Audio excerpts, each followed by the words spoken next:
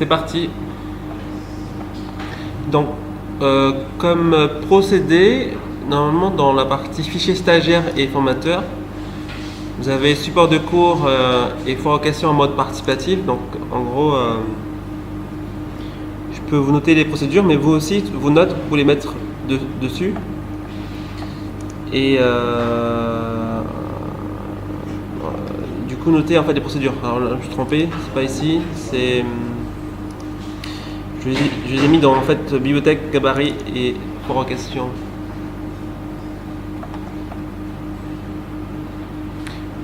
Avant la fin de la formation, il faudrait que vous preniez le temps de regarder en fait tous ces éléments-là pour savoir de quoi est composé les supports de cours.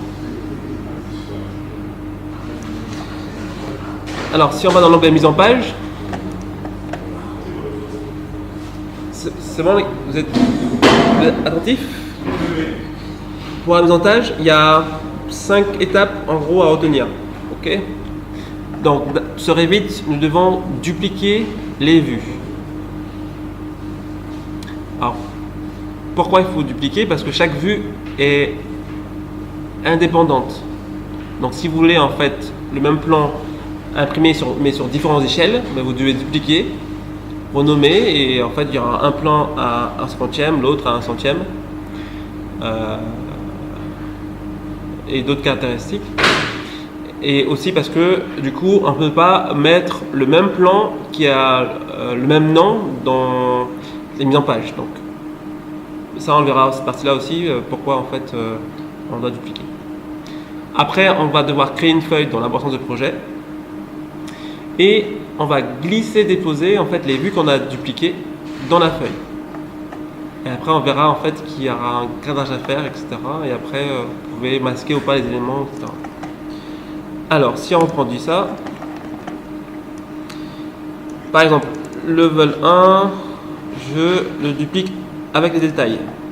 C'est quoi les détails? Et bien, les détails, ce sont les annotations, les textes. Par exemple, si je duplique sans les détails, vous voyez, tout est parti au niveau des annotations. Ok, donc, avec détail, sans détail. Ok. Je le renomme. Donc, je le nomme en français, c'est facile. Donc, niveau 1. Avec légende. Niveau légende, en fait, voilà. Ok.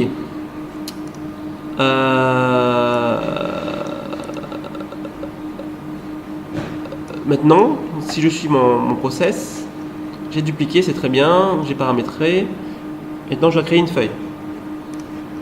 Donc, je vais dans clic droit dans l'abordance de projet, clic droit, nouvelle feuille. Je dois choisir mon cartouche. Si j'ai pas mon cartouche, je charge. Dans la bibliothèque de Revit, il y a en fait des cartouches. Donc, je prends par exemple le cartouche A3, comme ceci. On peut aussi récupérer nos cartouches AutoCAD qu'on doit importer et adapter. C'est aussi possible. Je patiente un petit peu. Quand c'est chargé, après je vais faire un glisser-déposer. Donc je vais dans Feuille là. Ok, donc 1003, je fais OK. Donc il a créé en fait une nouvelle feuille. Je peux la renommer. Donc je l'appelle ici formation. Ok.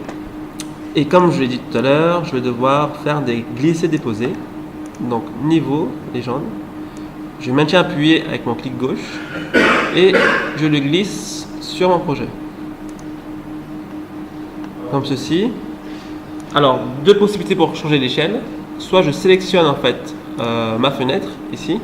Donc là, je suis dans la propriété de la fenêtre. Et donc là, je peux directement changer l'échelle. Excusez-moi, je suis trompé. Donc je mets 1/200. Ok. Ou soit directement, je vais directement dans le niveau. Et donc là, je peux changer aussi son échelle. D'accord? C'est relié. Donc je peux travailler soit en feuille, soit directement dans le projet. Alors, dans la procédure, donc dupliquer c'est bon, créer une feuille c'est bon, glisser déposer c'est bon. Après, il restera le cadrage de la vue.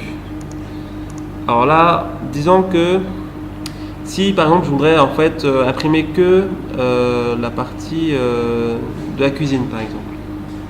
Donc je vais devoir rogner en fait tout ce qui est autour. Alors, pareil, je peux le faire ici ou dans le projet de la feuille, mais je vais plutôt le faire dans le plan d'étage. Et ensuite, j'ai ces deux icônes là.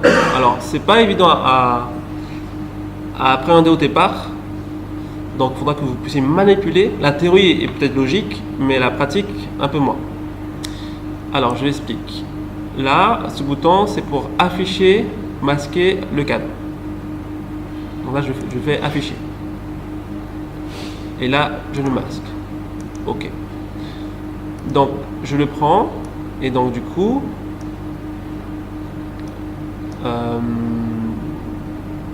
je vais en fait positionner là où ça m'intéresse. Mais comme vous constatez, en fait,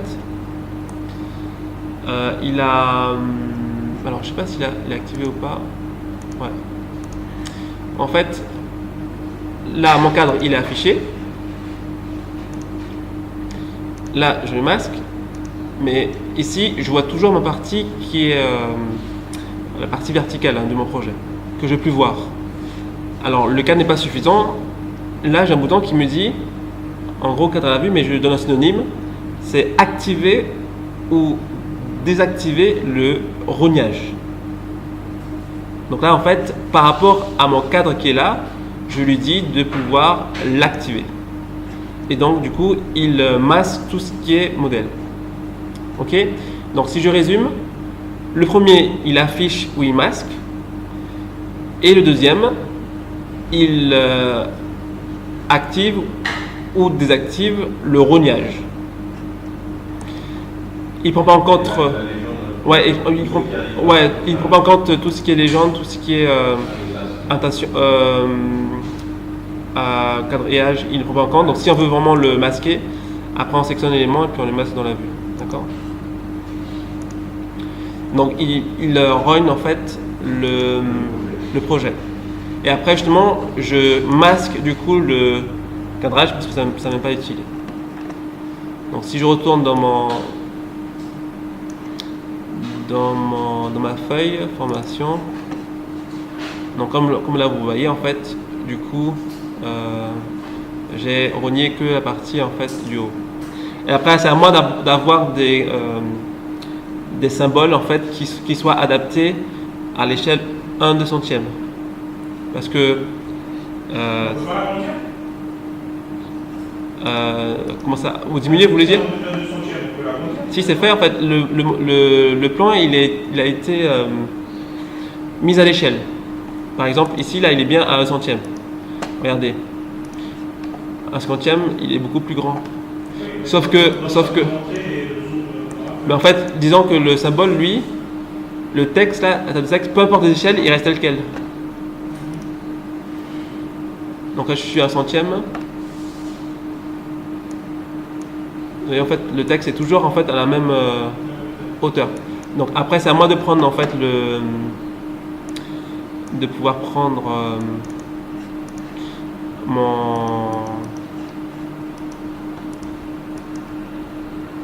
mon symbole là et changer en fait la taille de la bulle. D'accord? Donc je dois avoir en fait d'autres quadrillages. En gros, au lieu d'appeler 6,5 mm, j'appelle 6,5 pour du 1/50, parce qu'il passe bien, le 6,5 passe bien à 1/50, mais je dois créer un autre pour le 1/200 en termes de hauteur de texte. D'accord?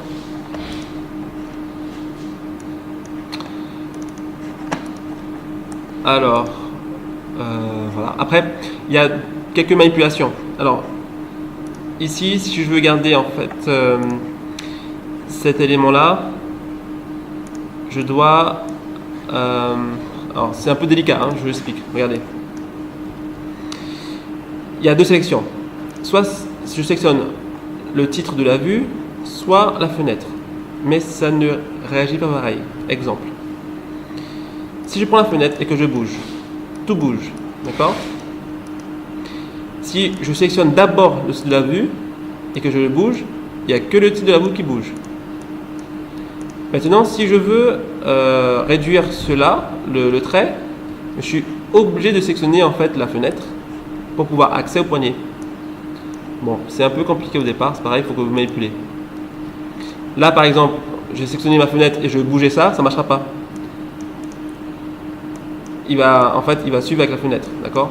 Je vais devoir d'abord sélectionner en fait le titre et après je peux le bouger. Bon, ça, il faut que vous manipulez pour comprendre.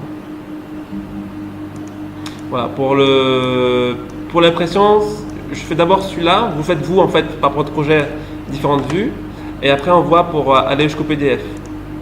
Donc là je peux mettre aussi la partie 3D, des projets 3D, etc. Ok. Je peux aussi réduire l'échelle aussi du. Sur la même feuille, si on veut, juste glisser les différentes vues qu'on a déjà faites. Oui. Pour voir les dans la même feuille. Il n'y a pas besoin de modifier après. Modifier quoi? Voilà, on va dans les fenêtres, on modifie la fenêtre, on change l'échelle de la fenêtre et tout. Là, du coup, elle a déjà l'échelle. Si je glisse, je ne sais pas, là, si je veux mettre le 2, ok. Je glisse. Ouais, je glisse. Tout sera à la même échelle. Non, c'est chaque donc je veux de dupliquer. Regardez, là, je voudrais insérer le niveau 2 et comme il est inséré déjà dans l'autre projet, il me demande de renommer. Il m'explique ce que je dois faire, donc je vais de renommer. Je duplique et comme tout est relié dans chaque projet, donc le niveau 2, je peux le glisser. Et lui, en fait, il est à 1/100, mais je peux changer directement dans ses propriétés. Chacun peut changer aussi dans le même. Ouais, il faut chaque. C'est pas relié à une échelle en fait. C'est relié à la fenêtre. Vous devez manipuler maintenant. Et après, je montrerai comment après accéder à cette page-là, donc m'imprimer et aller jusqu'au PDF, parce qu'on doit le paramétrer. Donc là, pour enlever les blancs et tout ça, donc on va le paramétrer après.